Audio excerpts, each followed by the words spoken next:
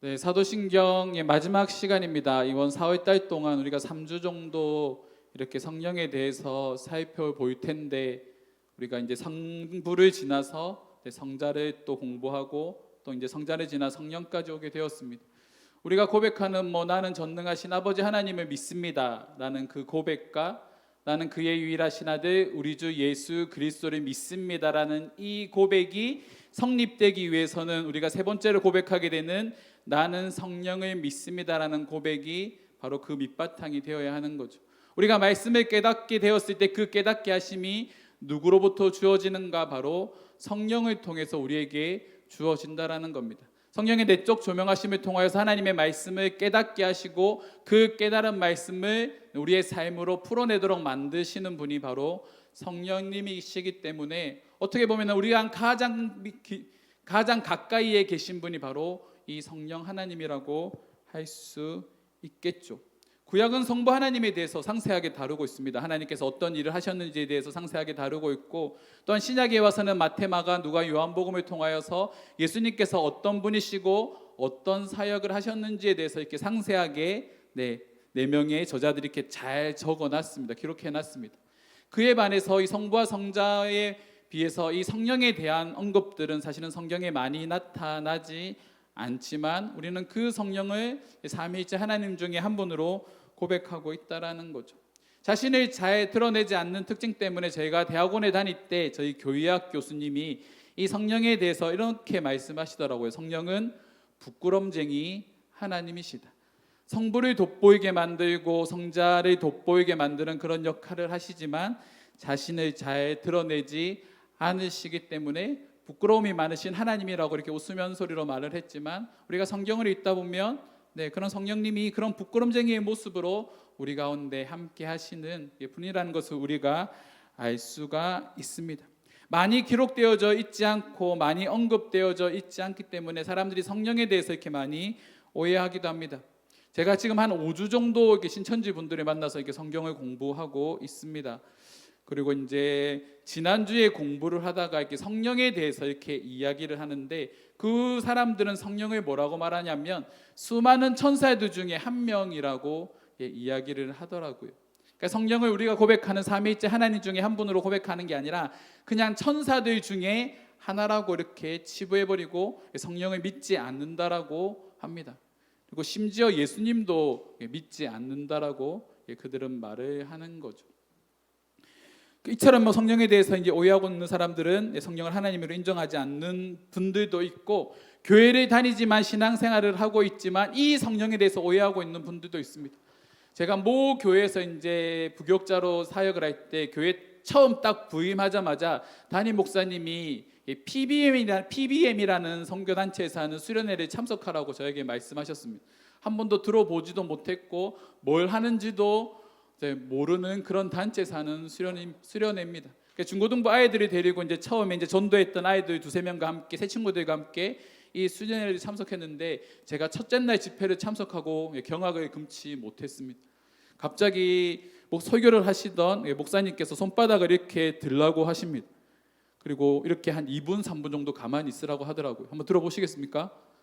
네, 한번 들어보십시오. 2분 3분 동안 가만히 있어 보십시오. 그러면 보통 우리가 한 1분 정도만 지나도 어떤 느낌이 드는가요? 손이 아프죠. 손이 아프고 손이 조금 떨리기 시작할 겁니다.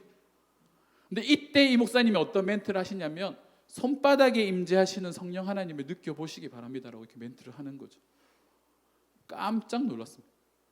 손이 무거워진 건 당연한 건데, 손을 들고 있으니까 손이 무거워진 건 당연한 건데, 이 무거워짐이 지금 성령님께서 우리 손바닥에 임하신 거라고 말씀하시는 거예요. 근데 여기서 끝났으면 되게 좋았을 건데 또 손을 뒤집으라고 말합니다. 그리고 또 한 2-3분 또 가만히 있었죠. 그리고 뭐라 말씀하시냐면 이번에는 손등에 임재하시는 성령 하나님을 느껴보시기 바랍니다. 이렇게 말씀을 하시는 거죠. 정말 기겁하는 줄 알았습니다. 더 가관인 건 갑자기 이제 설교를 하시다가 방언을 가르쳐 주신다라고 이렇게 막 하시더라고요. 방언을 배우는데 어떻게 하시냐면 할렐루야를 계속해서 외치랍니다. 할렐루야 할렐루야 할렐루야 할렐루야 할렐루야 할렐루야 이렇게 되면 자연스럽게 랄라라가 나오지 않습니까? 이게 방언이라고 말을 하는 거죠. 정말 미쳐버리는 줄 알았습니다. 제가 웬만하면 수련회 가면 저희 아이들 집회 절대로 안 빠지게 하고 다 자리에 앉혀놓거든요. 아이들이 도망가는데 가만 놔뒀습니다. 기숙사에 짱 박혀있는데, 숙소에 짱 박혀있는데 아무도 예배 들어오라고 말을 하지 않았습니다. 그러니까 우리가 성령에 대해서 이렇게 오해하고 있는 사람들도 많이 있다라는 거죠. 마치 성령이 우리가 언제든지 부르면 이렇게 불러올 수 있는, 우리가 요청하면 언제든지 오시는, 마치 에너지처럼 우리가 필요할 때마다 소환해서 사용하는 그런 인격적이지 않은 존재, 그냥 물질로 치부하는 사람들도 많이 있다라는 겁니다. 그런 것들만 보더라도 우리가 성령에 대해서 얼마나 무지한지 알 수 있다라는 거죠. 그래서 세상 사람들은 이 성령에 대해서 잘 인정하지 않는지도 모르겠습니다. 우리가 계속적으로 공부하고 있는 이 사도신경 고백이 이제 하이데베르그를 중심으로 살펴보고 있는데 53문에 보면 성령에 대해서 다음과 같이 묻고 답합니다. 자, 53문은 이렇습니다. 당신은 성령에 대해 무엇을 믿습니까? 라고 질문을 하는 거죠. 그럼 뭐라 대답하는가 한번 읽어볼까요? 성령님께서 성부와 성자와 함께 참되고 영원하신 하나님이심을 믿습니다. 둘째, 성령님을 내게도 주셨음을 믿습니다. 성령님께서는 내가 참된 믿음으로 그리스도와 그 모든 은택에 참여하게 하시고 나를 위로하시고 영원토록 나와 함께 하십니다 라고 말씀하시는 거죠.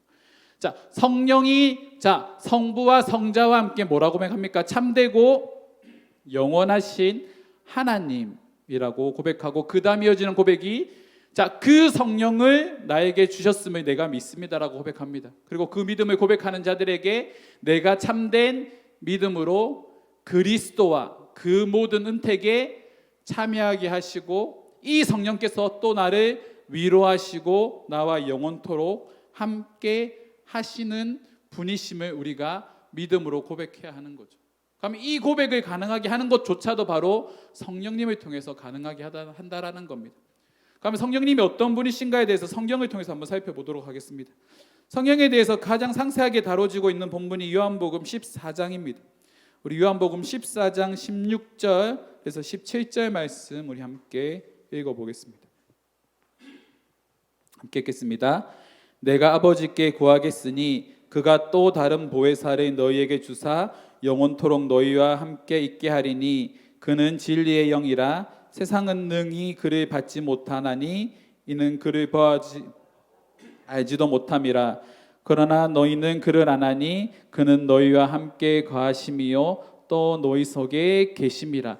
이 말씀에서 예수님은 성령을 네 가지로 설명하십니다. 첫 번째로 보혜사, 두 번째로 영원토록 너희와 함께 계시는 분, 그리고 그분은 세 번째로 진리의 영이시고 네 번째로 그분은 너희 안에 거하시는 분이라고 말씀하시는 거죠.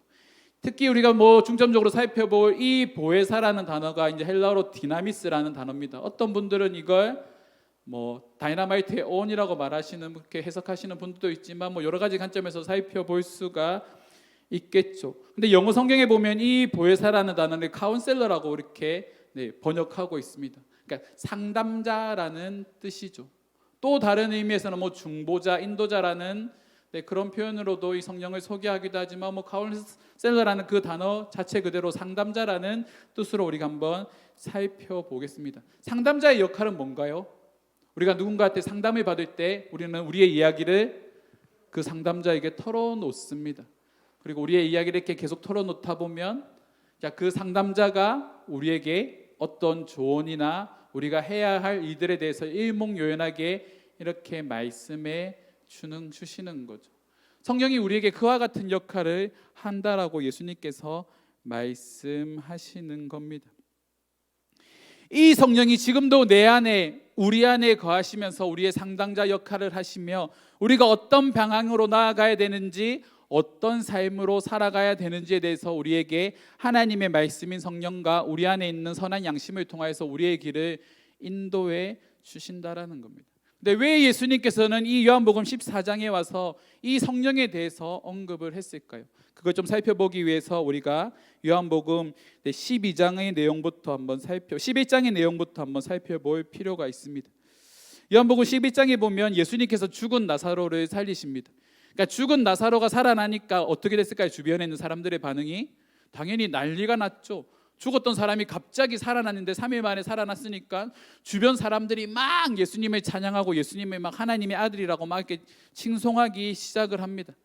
근데 그 사건이 일어난 이후에 한편에서는 예수님을 하나님으로 고백하고 예수님을 믿는다라고 하는 사람들이 일어나고, 또 다른 한편에서는 그 당시에 기득권자 바리새인들과 대제사장들은 이 예수에 대해서 어떤 일을 하냐면, 이제부터 우리가 이 예수를 죽여야 되겠다라고 그들이 계략을 세우기 시작을 하는 거죠. 그들이 어디까지 갔냐면 사람들에게 밀고하라고 말을 합니다. 예수가 어디 있거든 이 예수가 그곳에 있다고 우리에게 신고해. 그럼 내가 어느 정도 너희들에게 포상을 하겠어라고 말하면서 예수를 신고하라라고 말하는 거죠. 이렇게 예수님에 대한 박해가 일어날 것을 예수님께서도 들으셨고, 예수님께서는 그 사람들을 피해 에브라임이라는 곳으로 내려가십니다. 그곳에서 머물고 이렇게 계시다가 12장에 보면 예수님께서 나사로를 만나기 위해서 다시 베다니로 올라오십니다. 근데 이 유대인들을 피해서 예수님께서 이 에브라임에 있다가 이제 이 베다니로 올라왔는데, 이 베다니로 올라왔을 때 이 나사로와 그의 동생들 마리아가 마리다가 무슨 일을 하냐면 잔치를 베푸는 겁니다. 예수님은 핍박을 피해서 이렇게 피해 있었다가 이제 잠시 이들을 만나러 올라왔는데, 이들이 예수님이 온다라는 말을 듣고 잔치를 베푼 거죠. 그러니까 대대적으로 예수님 여기 있어라고 막 떠들기 시작하는 겁니다. 막 잔치가 일어나고 있고 잠시간 막 사람들 사이에 막 무르익고 있을 때, 우리가 잘 알고 있는 마리아가 예수님의 발 아래에 뭘 붓습니까? 값비싼 향료를 붓고 그의 머리털로 닦기 시작하는 거죠. 그리고 그 모습을 보고 예수님께서 마리아가 자신의 죽음에 대해서 준비하고 있다라고 이야기를 하십니다. 이 사건 이후에 예수님께서 이제 예루살렘으로 올라오시게 되는데, 우리가 이번 주 한 주 종료주일 고난주일이지 않습니까? 바로 이제 예수님의 고난과 관련되는 사역들이 지금부터 이렇게 풀어지기 시작하는 거죠. 사람들이 막 종려나무 가지를 흔들면서 호산나라고 외칩니다. 다윗의 자손 예수여 말하고 외치면서 사람들이 예수를 막 환호하고 막 들떠 있습니다. 그런 모습을 딱 보고 제자들의 마음도 어땠을까요? 우리 예수님 정말 왕이 되시겠구나, 왕이 될 상인가 막 그렇게 말하면서 엄청 들떠 있지 않았을까요? 근데 그런 제자들을 부르시고 예수님께서 14장에 이르러 뭐라고 말씀하시냐면 자신의 죽음에 대해서 이렇게 이야기를 하십니다. 나는 이제 고난을 받아서 죽게 될 거야. 나는 너희들과 함께 있을 수 없어라는 이야기를 조금씩 풀어내기 시작하니까, 요한복음 14장 1절 말씀에 보면 예수님께서 이런 말씀을 하십니다. 너희는 마음에 근심하지 말라. 하나님을 믿으니 또 나를 믿으라. 근심하고 있는 제자들에게 예수님께서 근심하지 말라라고 말을 하는 거죠. 하나님을 믿고 또 나를 믿으라고 말씀을 하신 이후에, 예수님께서 죽으신다라는 건 물리적으로 예수님이 이제 제자들과 함께 할 수 없다라는 것을 말을 하는 거지 않습니까? 근데 이 제자들과 함께 할 수 없는 예수님이 죽게 되면 예수님의 육체는 그들과 함께 할 수 없는데, 어떻게 그들이 하나님을 믿고 예수라는 존재를 믿을 수가 있을까요? 믿어지지 않는 거죠. 그렇게 염려하고 있는 제자들에게 하셨던 말씀이 요한복음 14장 16절 17절 말씀입니다. 나는 더 이상 너희와 함께 있을 수는 없지만, 너희와 함께 하지는 못하지만 내가 너희에게 보혜사를 보내주겠다. 그 보혜사는 진리의 영으로 너희 안에 거하시고 또한 너희를 인도하시고 너희가 나아갈 길을 말해주시는 분이 너희와 함께 하실 거다라고 예수님께서 제자들에게 말을 하고 있는 겁니다. 그리고 이 보혜사에 대해서 제자들이 들었는데, 이 보혜사 성령에 대해서 제자들은 여전히 깨닫지 못하는 거죠. 그리고 이제 예수님께서 이제 죽으시고 부활하셔서 이제 사도행전 1장 8절로 와서 성령에 대해서 한 번 더 말씀을 하십니다. 1장 8절 말씀 한번 읽어볼까요? 오직 성령이 너희에게 임하시면 너희가 권능을 받고 예루살렘과 온 유대와 사마리아 땅끝까지 이르러 내 증인이 되리라 하시니라. 본격적으로 이제 성령이 너희에게 임할 것이다 라고 말씀하시는 겁니다. 아직 성령은 임하지 않았습니다. 언제 임할까요? 이 다음 장에 임합니다. 아직 성령이 임하지 않았는데 이 성령이 너희에게 임하시면 너희가 뭘 받는다고요? 권능을 받는다고 말합니다. 영어 성경에 보니까 파워라고 번역되어 있습니다. 그런데 이 단어를 또 찾아보니까 라틴어로 보니까 포텐티아라고 이렇게 풀이 되어 있습니다. 한마디로 말하면 우리가 잘 아는 영어의 포텐이 터졌다라고 그렇게 말하지 않습니까? 뭔가를 막 연습을 하거나 뭐 헬스를 할 때 뭔가가 되게 잘 될 때 야 오늘 포텐 터졌네라고 이렇게 그런 표현들을 사용을 하잖아요. 근데 이 성령이 임하시면 이 제자들 사이에 포텐이 터지는 겁니다. 이게 포텐이 터진다라는 건 뭘까요? 그러니까 뭔가 한계가 있는데 이 한계를 넘어서는 일이 일어나기 시작한다라는 거죠. 근데 그것을 가능하게 만드시는 분이 바로 성령이라고 말을 하고 있습니다. 자, 이때 사용된 단어가 아까 디나미스라고 이렇게 말씀을 드렸는데 예수님은 이 디나미스와 관련된 사역들을 많이 사복음서에 사용하십니다. 병을 고치는 거, 귀신 쫓아내는 거, 이게 나의 힘으로 가능한 일인가요? 인간의 상식, 그러니까 우리가 일반적으로 알고 있는 일반적인 상식을 완전히 뛰어넘는 새로운 영역의 일들이지 않습니까? 이것이 바로 권능, 포텐이 터진다라고 말을 할 수 있는 거죠. 근데 이 포텐이라는 단어, 이 디나미스라는 단어를 바울은 또 한 번 사용하게 되는데, 그 로마서 1장 16절 말씀에 나오는 이 성령으로 말미암아 이 포텐이 터짐으로 말미암아 디나미스로 말미암아 모든 사람에게 구원이 이른다라고 바울은 이 디나미스라는 단어를 사용하고 있다라는 겁니다.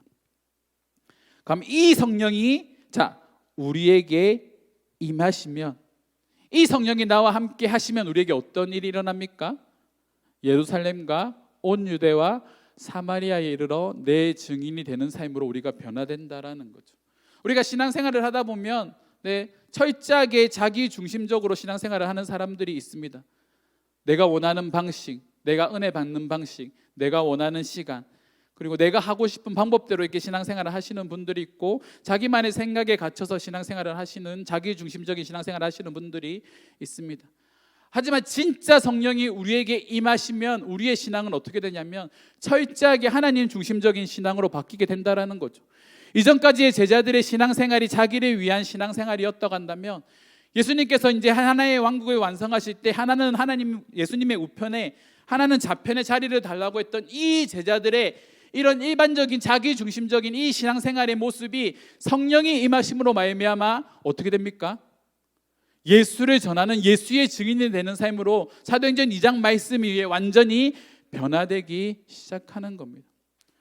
그들의 신앙생활 자체가 하나님 중심적인 신앙생활로 완전히 변하게 되는 거죠. 그리고 이것을 가능하게 만드는 것이 바로 성령께서 하시는 일이라는 겁니다.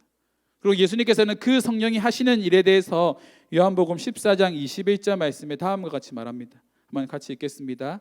나의 계명을 지키는 자라야 나를 사랑하는 자니 나를 사랑하는 자는 내 아버지께 사랑을 받을 것이요 나도 그를 사랑하여 그에게 나를 나타내리라. 성령이 우리에게 임하신 사람들의 특징이 뭡니까?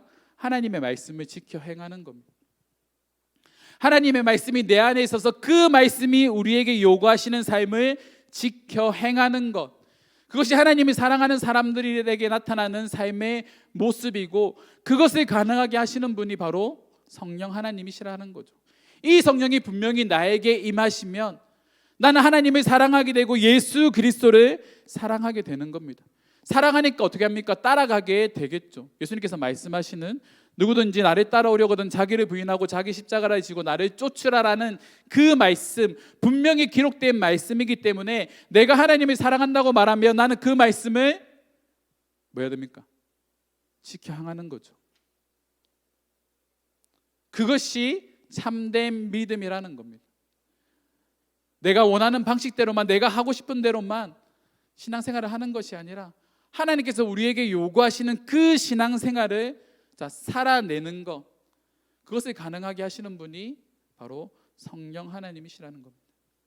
어떤 의미에서 보면 임마누엘 되시는 그 하나님이 이 시대 지금 신앙생활을 하고 있는 저와 여러분들에게 가장 명확하게 나타나는 것이 바로 성령 하나님의 으로 우리에게 찾아오셨다라는 거죠.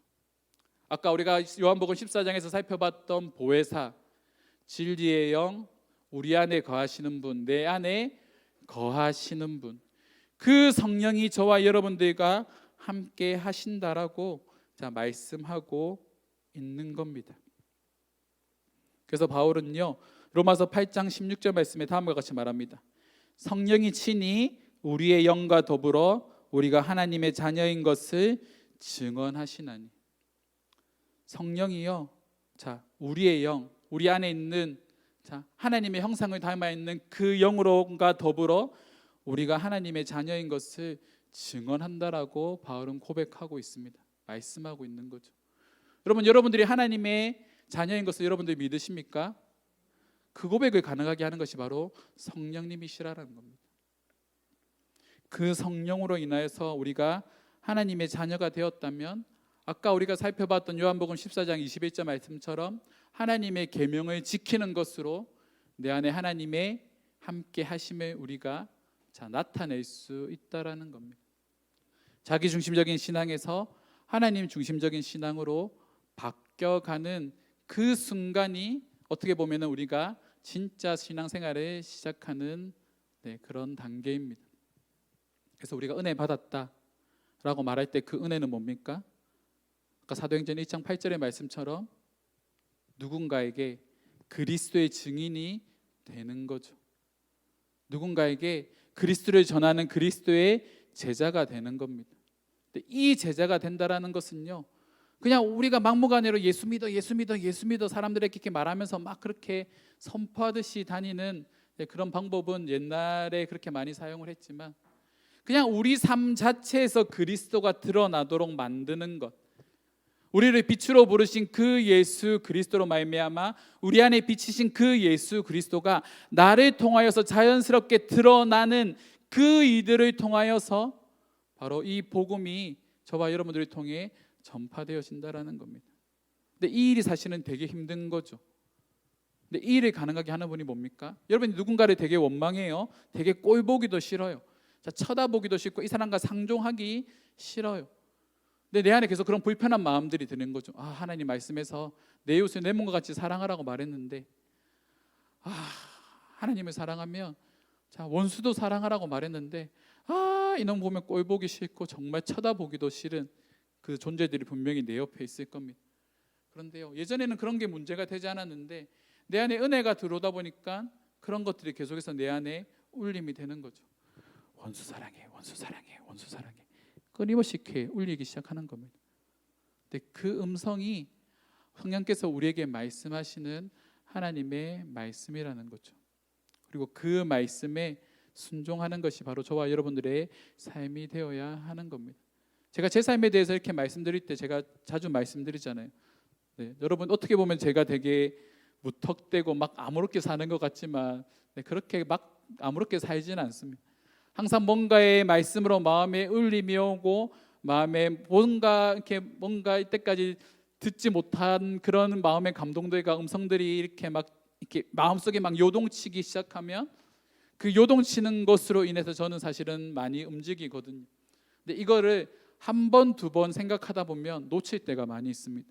왜냐하면 우리 전에도 말씀드렸다시피 하지 말아야 되는 이유들을 계속 찾는 거죠. 그렇게 되면 또 하나님께서 우리에게 함께 하시는 그 삶의 방향으로 향해서 우리가 점점 조금씩 멀어질 수 있다는 것. 그래서 우리 안에 하나님의 말씀이 울림이 되었을 때 내 안에 있는 선한 양심을 통하여서 하나님께서 성령을 통하여 끊임없이 우리에게 말씀하시는 그 음성이 듣는 순간 우리는 그 말씀에 순종할 수 있는 믿음으로 나아가야 한다라는 겁니다. 그리고 그 일들을 가능하게 하는 것이 바로 우리 안에 계신 성령 하나님의 능력 때문이라는 거죠. 그런 성령이 우리의 하나님이심을 여러분들 믿으십니까? 그러면 그 성령으로 말미암아 그 성령 하나님을 신뢰하는 삶을 살아가는 자들에게 하나님은 결코 그들의 삶을 외면하지 않으십니다. 우리 교회가 걸어왔던, 제가 걸어왔던, 저희 아버지가 이렇게 목회를 하시면서 걸어왔던 그 모든 삶 가운데서도 동일한 이런 모습들이 나타나기 시작하는 거죠.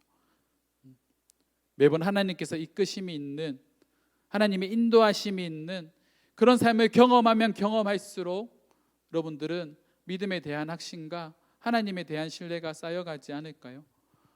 어떻게 보면 내가 지금까지 나의 믿음이 계속 현 상태를 유지하고 있다면, 제자리에 머물러 있다고 한다면, 우리가 하나님께서 나에게 말씀하시는, 성령을 통하여 우리에게 말씀하시는 그 성령의 음성을 우리가 외면하지 않았나, 우리가 한번 우리 자신의 모습을 되돌아보아야 합니다. 그리고 우리가 이 믿음에 한 단계를 더 나아가기 위해서 아까 말했던 포텐이 터지기 위해선 하나님의 말씀을 철저하게 순종할 수 있는 믿음의 결단이 우리 가운데 필요한 거죠. 사랑하는 성도 여러분, 성령 하나님이 우리를 선한 길로 바른 길로 인도하여 주심을 여러분들 신뢰하시기 바랍니다. 그래서 이 사도행전 2장 말씀 이후에 보면 제자들이 어떻게 합니까? 흩어지기 시작하는 거죠. 말씀을 듣고 우리가 지난주에 살펴봤던 스데반의 이 핍박 이후, 박해 이후에 제자들이 뿔뿔이 흩어지기 시작을 하는데, 세상 사람들의 관점에서 보면 교회가 와야 되는 거지 않습니까? 교회가 와야 되어져 가는 그 상황에서 성령께서 그들과 함께 하시니 교회가 와야 되는 것이 아니라 또 다른 교회가 새로운 지역들 가운데 계속해서 세워지는 역사가 일어나기 시작하는 겁니다. 자, 여러분들을 하나님의 성전으로 부르신 그 하나님께서 이음교회라는 공동체로 우리를 부르시긴 다음 주에 살펴보겠지만 공동체로 부르시기도 하셨지만 나라는 개인의 성전으로 하나님의 전으로 부르셨다라는 겁니다. 그래서 우리는 주일에 나와서 하나님의 말씀을 듣고 내일은 어디로 갑니까? 우리가 있는 원래의 삶의 자리로 흩어지는 거죠. 흩어져서 우리는 그곳에서 성령의 인도하심을 받는 삶으로 그리스도를 전하는 자들로 살아가는 것이 우리의 사명입니다. 그것이 오늘 본문 말씀에서 말하고 있는 예루살렘과 온 유대와 사마리아와 땅끝까지 이르러 내 증인이 되리라 라는 이 말씀으로 성취되는 거죠. 저는 그 중심에 저와 여러분들이 있기를 주님의 이름으로 축원합니다. 그러기 위해서 이번 한 주 동안 우리가 요한복음의 말씀을 여러분들 잘 묵상해 보십시오. 예수님께서 이제 십자가를 지시는 그 장면들이 사복음서에 기록되어져 있지만 특별히 이 요한복음은요, 하나님이신 예수 그리스도에 대해서 계속적으로 말하고 있습니다. 근데 그 예수가 나를 살리기 위해서 십자가를 지는 그 사건들을 여러분들 한번 보십시오. 그 사건들을 묵상하면서 우리가 무엇을 깨달아야 되냐면 그것이 나를 위한 십자가, 나를 위한 고난이었음을 여러분들 깊이 깨달아야 됩니다. 그리고 그것을 깨닫는 순간 하나님께서 나에게 이렇게 허락하여 주신, 부어주신 그 사랑이 얼마나 큰지를, 그 사랑이 나를 향한 사랑인지를 내가 깨닫게 되는 거죠. 한번 생각해 봅시다. 그런 사랑을 깨달으면, 갚을 수 없는 사랑을 깨닫게 되면 어떻게 해야 될까요? 그 사랑을 보답하기 위해서, 갚기 위해서 철저하게 우리가 하나님 중심적인 삶을 살아가는 성도로 변화되지 않을까요? 그 십자가가 나를 위한 십자가라고 한다면 그 십자가의 사랑으로 인해서 내가 그리스도를 위한 그리스도 중심적인 삶, 하나님의 제자가 되고 그분을 증거하는 그 증인이 되는 그 삶을 살아내는 것이 어떻게 보면 당연한 우리의 반응이라는 겁니다. 갚을 수 없는 그 죄의 무게를 예수라는 그분을 통해서 갚아주신, 그 죄를 완전히 허물어 주신 그 하나님의 사랑, 그 하나님의 사랑에, 그 사랑이 나를 향한 진짜 사랑이라고 한다면 지금 나의 삶의 모습을 보면 알 수가 있겠죠. 내 삶이 철저하게 나를 위한 삶인지 하나님을 위한 삶인지 그것들을 한번 되돌아봐야 됩니다. 그런 삶을 한 주 동안 묵상하는 그런 고난주간이 되기를 간절히 원합니다. 이 시간 함께 기도하며 나아가실 때 성령 하나님이시여 내 안에 충만하게 임하여 주시옵소서. 그저 하나님을, 성령 하나님을 투명하게 알고 있는 그런 지식적으로 알고 있는 그런 신앙이 아니라 오늘 읽었던 본문 말씀처럼 오직 성령이 너희에게 임하시면 너희가 권능을 받고 우리가 지금까지 한 번도 경험하지 못한 힘이 우리에게 생긴다라는 겁니다. 우리가 지금까지 넘지 못했던 새로운 한계를 넘을 수 있는 포텐이 터지는 그런 일들이 성령을 통해서 우리 가운데 일어난다라는 겁니다. 그 성령이 나와 함께하여 달라고 우리가 기도합시다. 그 성령을 우리가 믿게 해달라고 고백하며 나아가십시다. 함께 기도하겠습니다.